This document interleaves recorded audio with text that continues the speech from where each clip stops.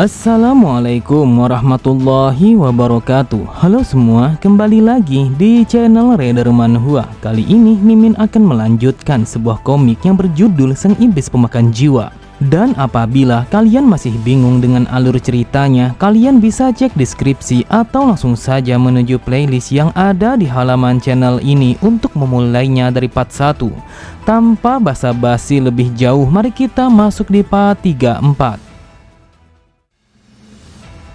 Cerita dimulai setelah berhasil mengalahkan bajak laut yang menggunakan pasukan Jiangxi. Taisan langsung meminta kepada Aurora dan juga Huaok untuk melaporkan temuan mereka. Surora berkata, setelah menginterogasi para bajak laut yang kita tahan, akhirnya kami pun mencurigai kalau mereka telah terikat pada sebuah kelompok yang dikenal sebagai 4 iblis penguasa Guangdong. Saat ini mereka berjumlah 4 orang dan itu telah termasuk dengan seseorang yang menyerang rumah medis. Kemudian kami memperkirakan kalau 2 orang yang lainnya telah berada pada sebuah tempat yang akan kita tuju.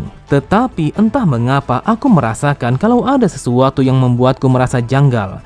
Yang aku dengar kalau mereka telah aktif sekitar 50 tahun yang lalu. Pada sisi yang lain, terlihat Harin begitu bingung karena ia sama sekali tidak bisa memahami dengan apa yang mereka bicarakan. Tepat di sampingnya, Soyun bertanya apakah Harin baik-baik saja setelah melihat Taisan yang berbicara kepada mereka. Harin berkata, sebenarnya aku begitu bingung kalau kita akan pergi ke arah mana.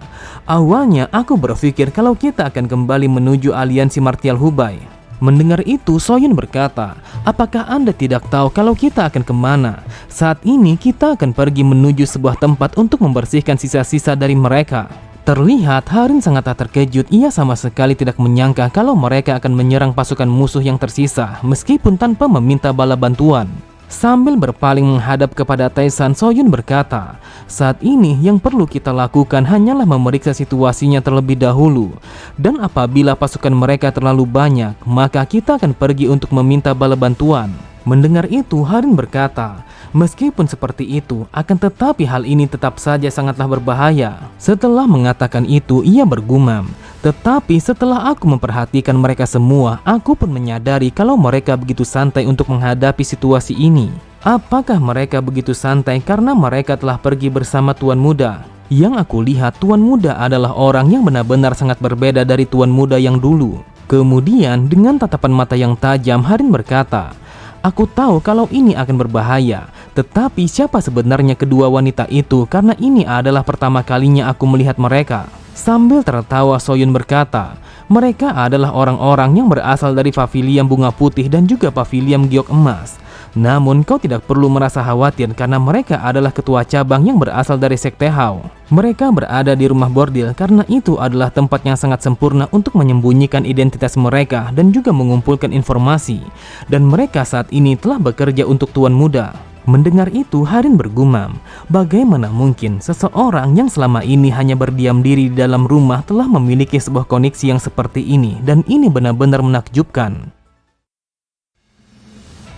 Beberapa saat kemudian, akhirnya mereka semua telah sampai pada sebuah tempat yang merupakan markas utama orang-orang yang disebut sebagai 4 iblis penguasa Guangdong. Di saat itu, mereka disambut oleh orang-orang yang menggunakan penutup wajah yang sudah menunggu kedatangan mereka. Kemudian mereka berkata, ini adalah sebuah tempat yang kami temukan dengan berdasarkan sebuah informasi yang dikatakan oleh Tuan Muda. Sambil menunjukkan sebuah jalan yang berada di belakangnya, salah satu dari mereka berkata, kalian semua harus masuk ke dalam sana karena ini adalah satu-satunya jalan yang menuju ke arah mereka. Meskipun jalannya begitu gelap, akan tetapi kami menjamin akan keselamatan kalian semua. Pada sisi yang lain, Huayun berkata, jangan bilang kalau kita harus masuk ke dalam sana sekarang juga dalam kondisi yang begitu gelap seperti ini. Namun mereka berdua langsung terdiam ketika melihat kedua orang itu yang sama sekali tidak menghiraukan perkataan mereka. Dengan kesalnya mereka berkata, dasar brengsek, apakah mereka sama sekali tidak bisa menunjukkan rasa hormat kepada seseorang yang lebih tua? Akan tetapi mau tidak mau mereka berdua harus berjalan mengikuti orang itu untuk menuju sebuah tempat yang menjadi markas utama pasukan musuh. Mendengar ocehan kedua tabib, Surora berkata, wahai sang tabib, aku mohon tahanlah sedikit lagi karena kita sebentar lagi akan sampai. Tepat di sampingnya, Huaok berkata, wahai Tuan Muda, sepertinya Jang Cheon telah berusaha untuk mengikuti kita dari arah kejauhan. Jadi apakah kita harus mengusirnya terlebih dahulu? Dengan santainya Taisan berkata, "Kita tidak perlu untuk mengkhawatirkannya.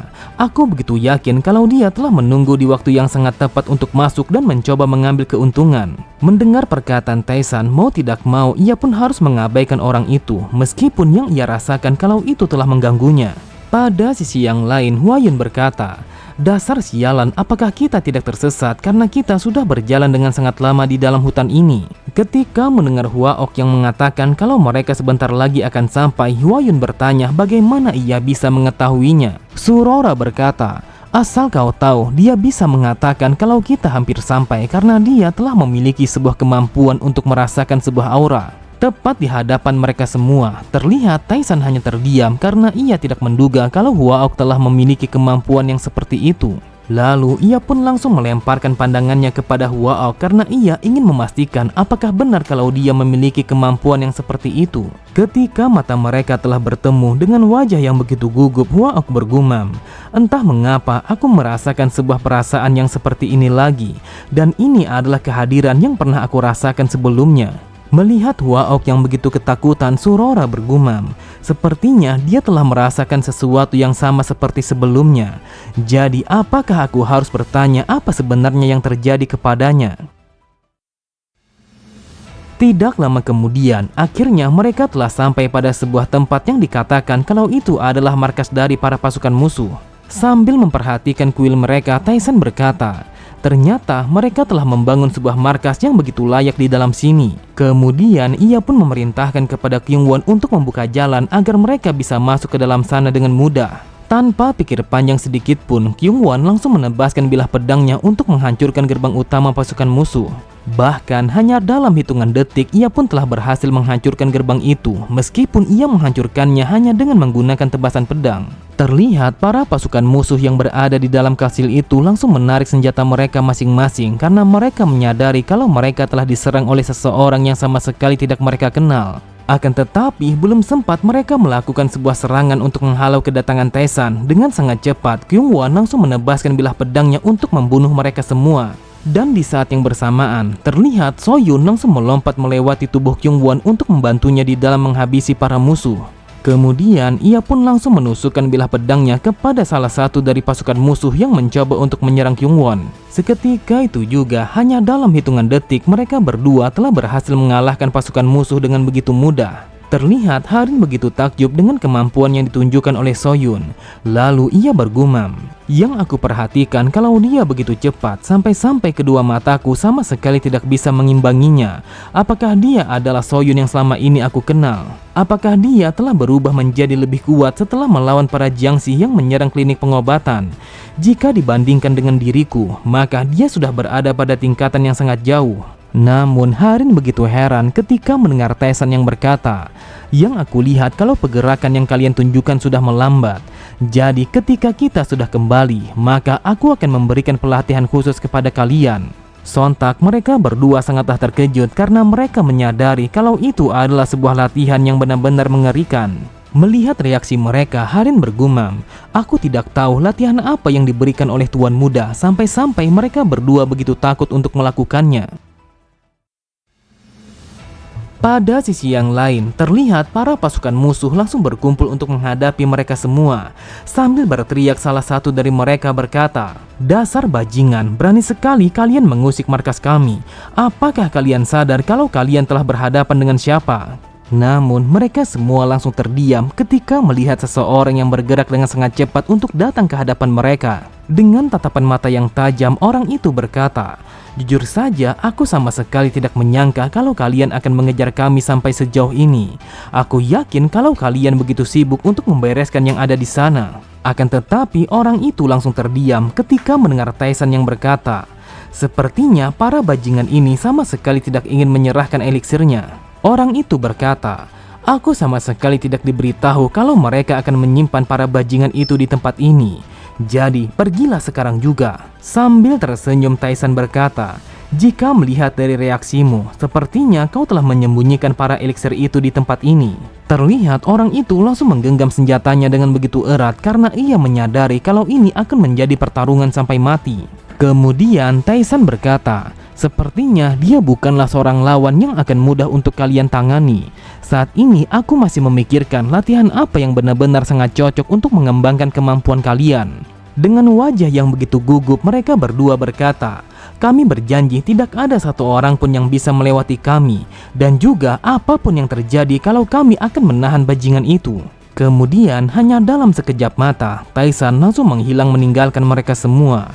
Namun di saat itu suaranya mengatakan kalau dia akan melihat apakah mereka akan bisa menepati janji itu ataukah tidak. Sontak orang itu sangatlah terkejut karena ini adalah pertama kalinya ia melihat seseorang yang bisa menghilang hanya dalam sekejap mata. Bahkan yang membuat mereka menjadi semakin ketakutan adalah ketika merasakan kalau Taisan telah meninggalkan sebuah energi yang sangat mengintimidasi.